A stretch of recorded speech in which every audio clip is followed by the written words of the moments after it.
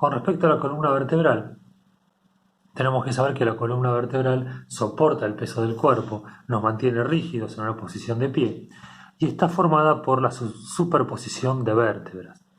Esta superposición de vértebras está segmentada, ¿sí? Se pueden clasificar según en dónde se encuentren. Entonces podemos decir que tenemos las primeras 7 vértebras, que acá están representadas de color, este color medio rosadito, ¿sí? Son las vértebras cervicales. Cervicales significa que están a la altura del cuello.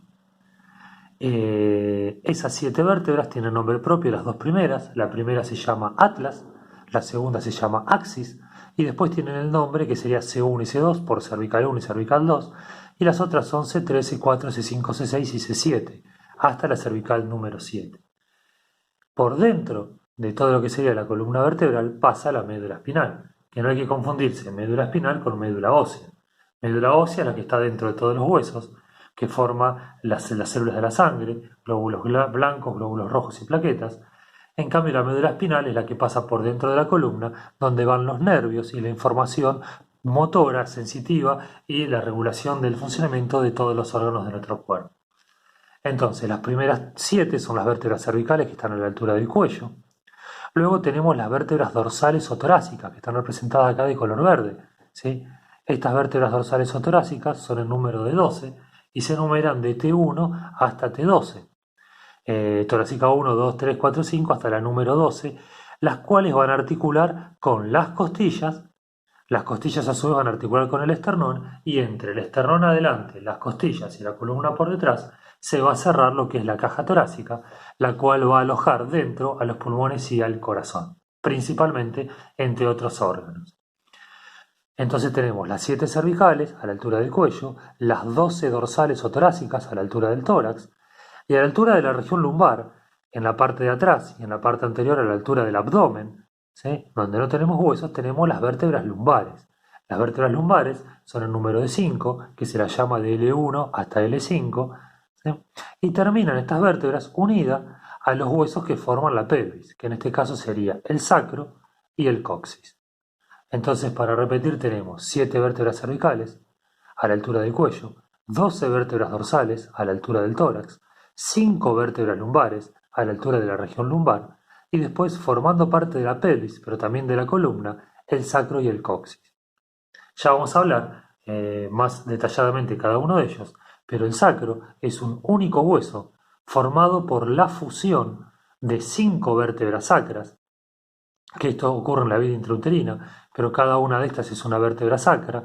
En total vemos las 5. Esta es la columna vista de adelante y esta es la columna vista de atrás. Y por último tenemos el coxis, que está formado por la unión de 3 a 5 vértebras coxígeas. Algunas personas tienen 3 vértebras coxígeas que forman el coxis, otras tienen 4 y otras tienen 5. También están fusionadas entre sí, formando un único hueso que es el coxis. Entonces acá tenemos la vista anterior de la columna vertebral y acá tenemos la vista posterior, vista desde atrás con el sacro y el coxis. Sacro y coxis forman parte de la pelvis. Si ven, las vértebras van aumentando de tamaño a medida que vamos descendiendo en la columna vertebral porque cada vez tienen que soportar mayor peso. También, para destacar e ir terminando con este video, vemos que la columna es exactamente derecha o perfectamente derecha en situación normal, vista desde adelante o en su cara anterior. En su cara posterior la columna es también derecha, pero si la ponemos de perfil, la columna tiene curvaturas normales, ¿sí? A nivel del cuello, piensen que esta persona está mirando hacia allá, como está apuntando mi lápiz. Acá estaría la nariz de la persona, ¿sí? La boca, y acá estaría la nuca. Entonces a nivel del cuello tiene una pequeña curva que es convexa hacia adelante. Esto es convexo. Sí, mirando de acá esto es convexo.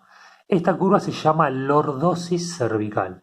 Normal, es una curvatura normal, una lordosis cervical. Después la curvatura cambia y se hace al revés. Miren cómo acá cambia, se hace cóncavo hacia adelante. Esta curvatura se llama sifosis dorsal. Y luego la curvatura vuelve a cambiar y se vuelve a hacer como la primera. Esto a nivel lumbar se llama lordosis lumbar. Entonces, vista de perfil, las curvaturas normales que tiene la columna son lordosis cervical, cifosis dorsal, lordosis lumbar, y después está el sacro, que ya tiene una curvatura propia, y el coxis, que forman acá la cavidad que sería la pelvis, o que va a ser posteriormente la pelvis. Ahora, si nosotros vemos, acá tenemos las curvaturas como hablábamos, la lordosis cervical, cifosis dorsal, lordosis lumbar, esto es lo normal visto de perfil. Pero como dijimos, visto de frente o de adelante o de atrás, como sea, la columna tiene que ser derecha. Cuando hay una desviación lateral de la columna, se llama escoliosis. ¿Sí? Esa escoliosis es leve, pero podemos tener escoliosis mucho más severas. Miren acá como la columna, esta es una radiografía en donde estamos viendo a la persona de espalda, tendríamos que tener una línea derecha a la columna. Fíjense cómo la columna se desvía hacia el costado y después vuelve a la línea media y termina cayendo, articulándose con el sacro, formando la pelvis. Esto sería una escoliosis, que es la desviación lateral de la columna vertebral.